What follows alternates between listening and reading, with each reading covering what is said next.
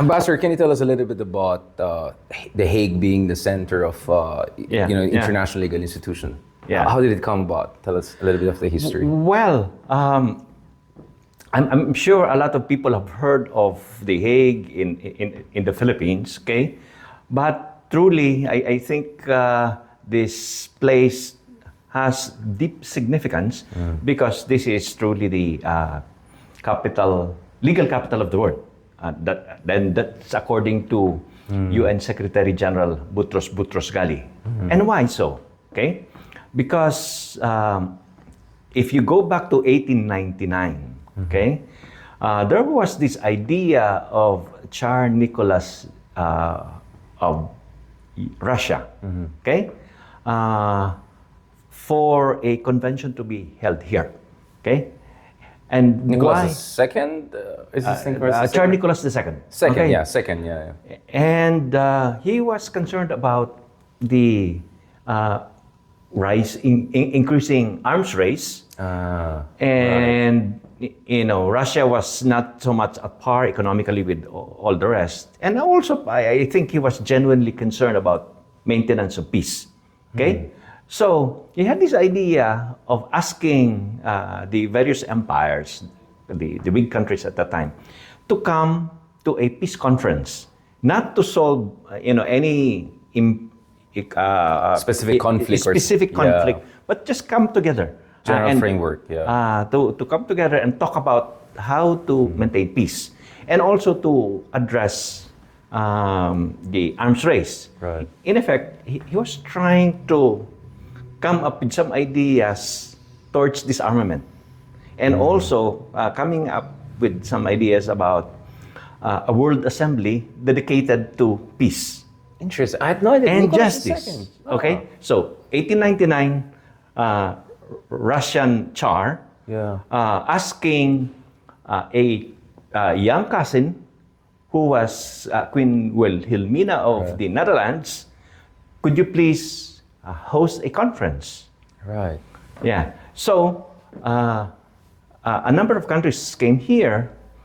I think about 30 or so. And a lot of them are his cousin, right? I mean, his cousin with Wilhelm, he was cousin with King George. I mean, it's like... Exactly. Yep. It was a family gathering. It was a family gathering, and it also had representatives from the Empire of Japan, from the Kingdom of Thailand. Makes sense, yeah. And... Ottomans, probably, and Persians. Maybe, yes. Yeah. So this was before World War I. Yes. Okay. And the Japanese-Russian War. That's before the 1905, Japanese-Russian War. Yeah. Okay, they could not agree on any specific disarmament instrument at that time. Yeah. Okay, they could also not agree to create a permanent court. Yeah. Okay, but out of the compromise, they came up with this idea that if two countries having a conflict, if they agree to a third-party tribunal, ad hoc, then maybe that would already be helpful. So that is when the idea of arbitration came about. Interesting. So it's voluntary, but... by mutual consent, you mean? By mutual consent, through a third-party tribunal, making a decision on the basis of international law. Okay? So that, in fact, is the birth of the concept of rule of law, okay, in a modern setting. Because from that idea came about the Permanent Court of Arbitration. Right. So PCA traces its history back to 1899. Okay? And from the good experience with the PCA,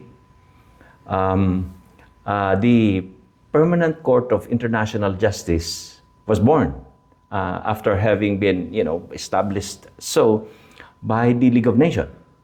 Okay?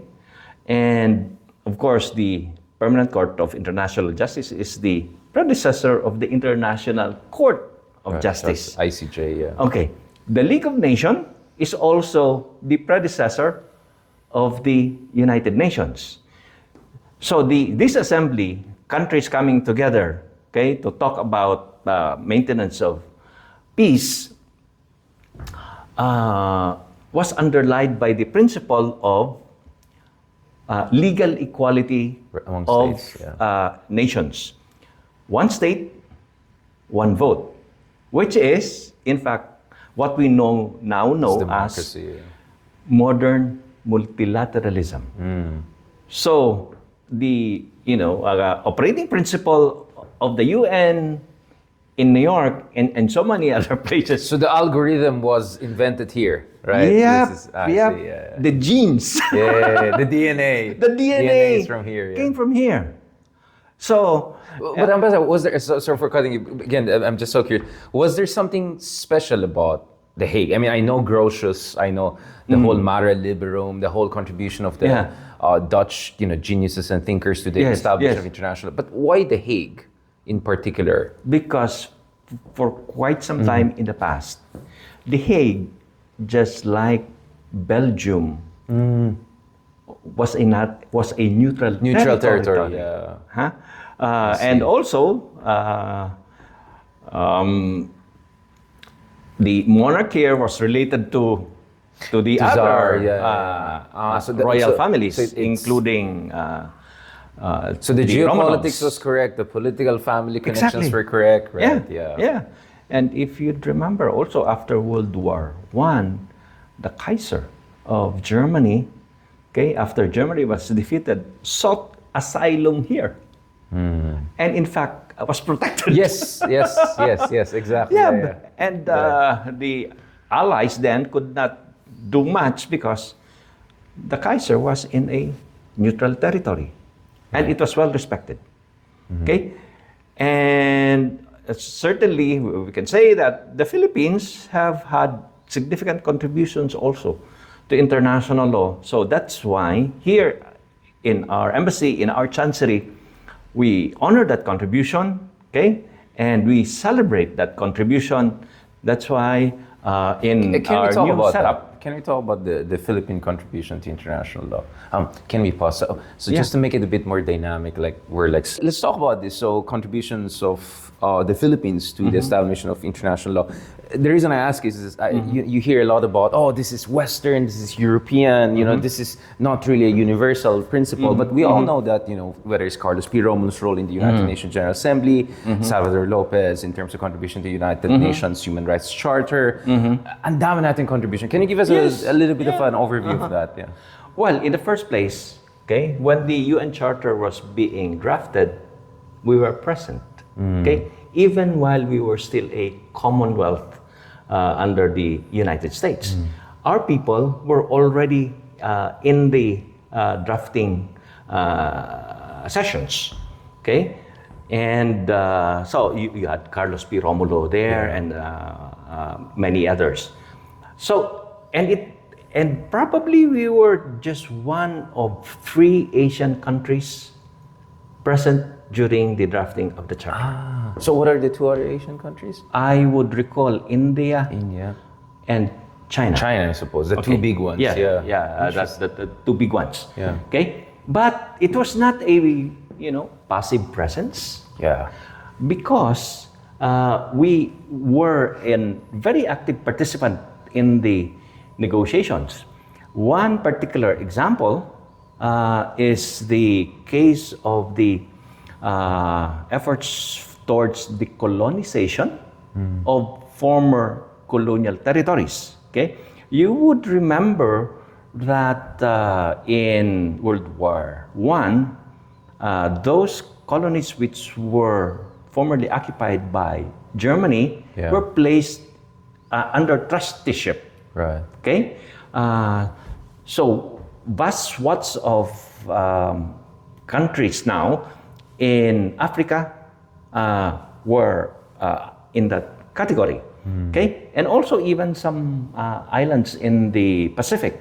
Right. So countries like Namibia and which was then called Southwest Africa, there were probably about 20. Okay, and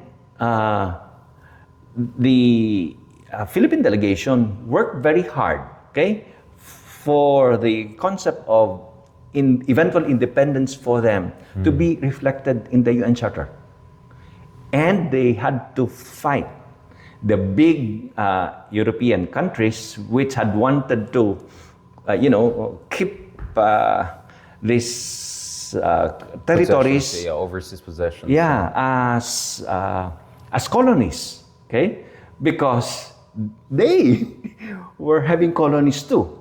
Yeah. And they had wanted to, protect those territories. So, but where does this come from? I mean, we know about Woodrow Wilson, his intervention in behalf of decolonization, right? We know about Lenin, for instance, the future leader of Soviet Union. Both of them famously pushed for decolonization because they detested France and Britain and all. Where does the Philippines come from? Is this the Ilustrado tradition? Is it because of our own anti-colonial struggle against Spain? Because we had our own colonial experience. Under Spain, yeah. Yeah, under Spain. And also at the time, okay,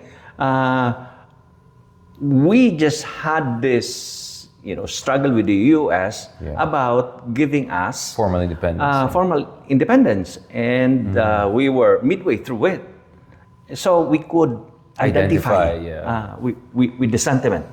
So the word independence got to be reflected in the UN Charter, in the chapter on trusteeship.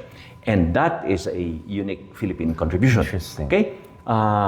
Also, you probably are well aware of the Manila Declaration on the peaceful settlement of disputes. Right. That set of principles articulated the sparse provisions on peaceful settlement of disputes in the UN Charter. In the Manila Declaration, all of these were elaborated upon.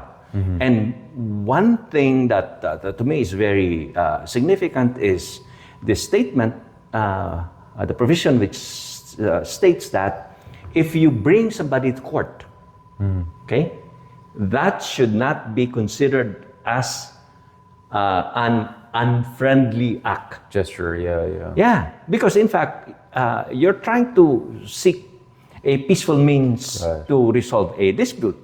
So that should not be taken against you. Right. So to me, that's a very, very significant principle. And fourthly, well, everybody knows about UNCLOS and the incorporation of the archipelagic doctrine in that very important constitution for the oceans. And so this is also our role in bringing a lot of post-colonial archipelagic countries together to Manila, right? And yes. push for a kind of a joint position in the second round of the UNCLOS negotiations. Yes. Right? Yeah. So we work very closely with Indonesia. Right. And some other South Pacific countries, I suppose. Yeah. And most importantly, the concept of the archipelagic doctrine is credited to primarily Indonesia and the Philippines. Right. Okay. So, in addition to those, and those are already very significant contributions to international law, would be the distinguished service of Filipinos in international tribunal. Okay.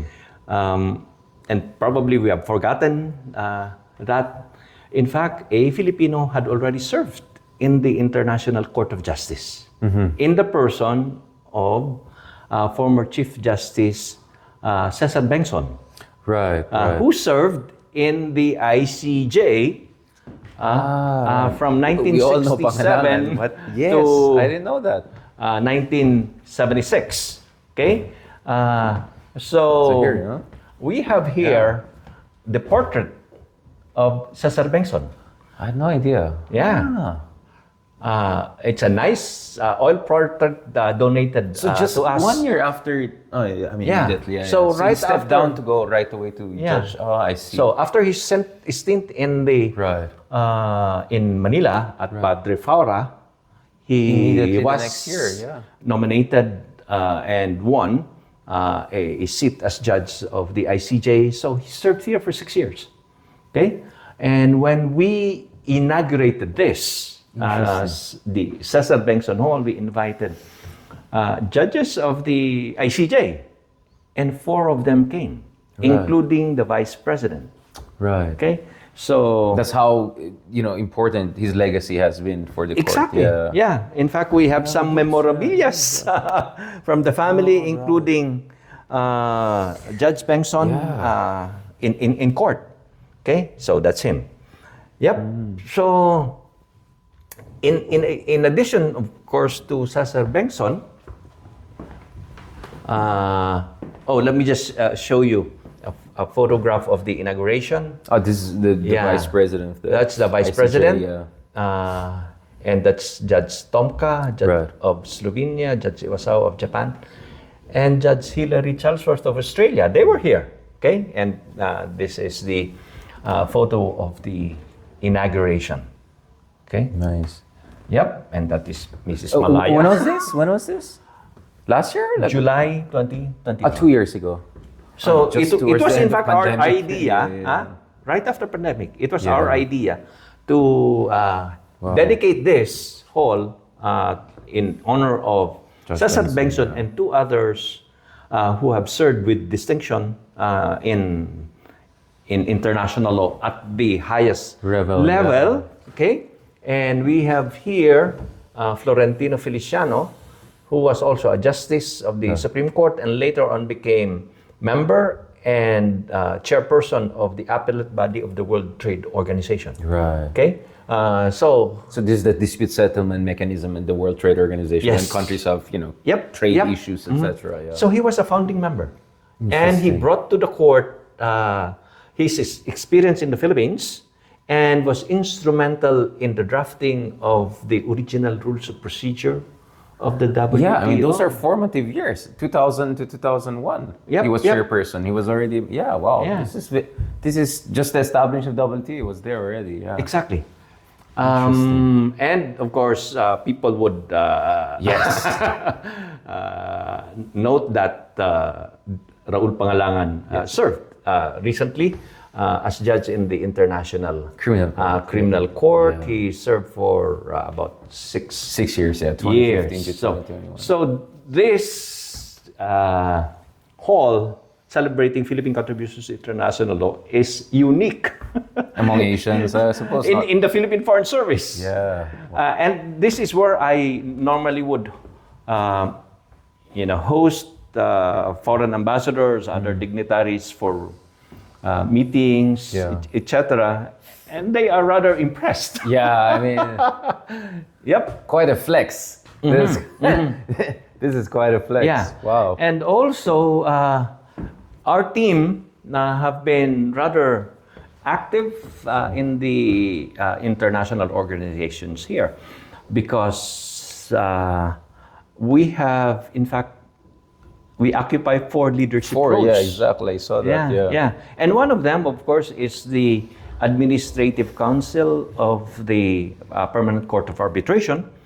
And it's most timely that as the PCA marks its 125th anniversary this year, okay, I am serving... 1899, exactly. I'm serving as the president of the policy-making board of the PCA, which is called the Administrative Council. And how, just for those who are not familiar, Ambassador, how is this, is it based on nomination, all of this? Is it ex officio? How is the selection process happening? Well, I was elected as president by the member states of the PCA, okay? So practically 122 members elected me to that position, and there was a meeting among the ambassadors based here, accredited to the PCA, okay? And well, they gave me I suppose it's because of your background as a legal advisor in the DFA, head of the admin. So I mean, when you put it, 2 plus 2, I think it's really understood why you're there. And we have a lot of, you have Tony Lavinia also there. I mean, we have a couple of very fantastic people. Wow. So PCA has 4 branches. One is what you call as the policy-making body, which is the Administrative Council, and I have that leadership position. Yeah. The other one is what you call as members of the court, and all countries can nominate up to 4 members to constitute a court. Right. And these people can serve as arbitrators. Okay. Interesting. But parties who would go for arbitration need not limit themselves to selecting from that particular list of members of the court. It could be somebody else. I see. Because, in arbitration, there is this principle of party autonomy. Whatever the parties would decide, either at that moment or previously, should be observed. And the third body there would be the registry, which is called the International Bureau. Right. Okay. And that's in Germany. No, here. Oh, the registry is also here. It's also here. Oh, okay. So in fact, most of the important international legal bodies are here. Okay. So PCA, International Court of Justice, International Criminal Court. Yeah. Where Judge Pangalangan had served. And also this relatively unknown but very important legal organization called the Hague Conference on Private International Law. Okay? They come up with norms to facilitate Corporate relations. Cross-border Cross-border. legal transactions like recognition of documents which Right. are apostillized. Once done so, it can be, recognized and considered as valid in other places. Think of birth certificates. Right. So mutual recognition. Mutual essentially. recognition, Yeah. things like that. Yeah. Yeah. So, very rudimentary, but very important to people and to companies. So, all of those are dealt here. Okay, so as a diplomat lawyer, I find my work here quite fulfilling. Yeah, fulfilling and very filled up, I suppose. But this is good busy. This is good, exactly. good stress. Good stress. Yes, This is good stress. Yes, because there's really no other country or capital where one can do all of this. Yeah, exactly. Yeah. One-stop shop. Yeah. Last point, Ambassador. Why do you think Filipinos have been so important in international legal instruments, our contribution to all of these international bodies? Was there something uniquely about us? Is it because of our facility of language? Is it because of our special training? Is it because of the audacity we had in early 20th century to be the champions of the post-colonial cause? Were there certain legacies passed down that allowed us to have such a prominent voice? I mean, we're not supposed to be a big power, but in international legal instruments, we consistently play a very important role, right? Well, I think you summed up all the good reasons why we matter, okay, in international law.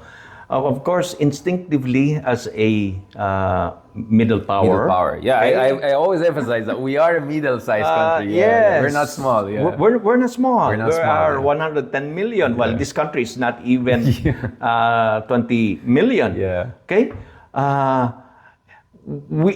We cannot really be, contending with others through Superpowers, military instruments. What we would have as force as well as shield would be international law and our sense of justice. Right. Okay, so instinctively we have that. Okay, and that's why international law is important to us. It's also in our DNA. It's in our DNA. Yeah, exactly. Thank you so much, Ambassador. Wala ka naman po. As always, pleasure. Thank you for visiting us. Salamat. Thank you. Thank you very much. Yeah.